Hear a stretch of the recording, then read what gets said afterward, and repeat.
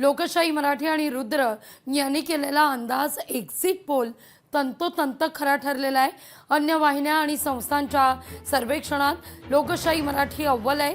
महापालिकेत भाजप आणि शिवसेनेची सत्ता येणार हा अंदाज खरा ठरतोय। पालिका निवडणुकीचे सगळे अंदाज लोकशाही मराठीचे तंतोतंत खरे ठरलेले आहेत। लोकशाही मराठी आणि रुद्रच्या अंदाजानुसार भाजप शिवसेना महायुतीला 115 ते 130 इतक्या जागा मिळतील असा मी अंदाज वर्तवलेला। निकाल जो लागला त्या निकालानुसार 118 जागा या महायुतीला मिळालेल्या आहेत। शिवसेना युबीटीला 67 ते 82 जागा मिळतील असा अंदाज होता।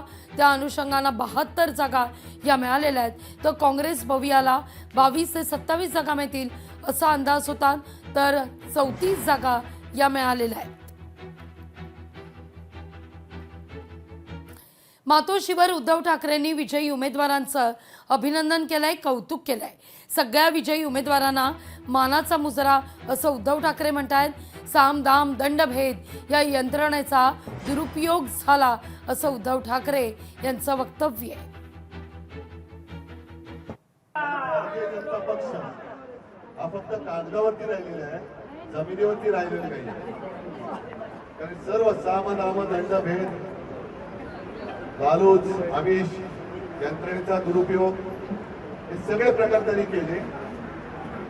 गद्दार विकले गेले, पण निष्ठा विकत नाही घेऊ शकले। तुमच्या निष्ठेला मी मानाचा मुजरा करतो आणि जबाबदारी आता आपली वाढलेली आहे। आपला महापौर व्हायला पाहिजे हे तर स्वप्न आहेच, आणि बघू देवाच्या मनात असेल तर तेही होईल। या पुढल्या बातमीकडे। डुप्लिकेट पहलवानांनी कुस्तीची भाषा शिकवू नये, अमोल बालवडकर यांनी भाजपवर जोरदार टीका केलेली आहे। डुप्लिकेट पैलवान आहेत पुण्यामध्ये निवडून आलेले, त्यांनी उगाच आमचे नेते अजितदादा पवार यांच्या पुढे दंड ठोकण्याची कामं करू नये। या पुणे शहरातल्या मतदारांनी देवेंद्रजी आणि नरेंद्र मोदीजींकडे पाहून मतदान केले, त्यांचं काम पाहून मतदान केलेलं आहे। उगाच काही लोक स्वतःचे पाटण थोपटणारे आहेत, पण माझं त्यांना एक सूचना आहे की बाबा तुम्ही अशा गोष्टी करू नका। पुणेकर सुज्ञ आहेत, त्यांना सगळं कळते।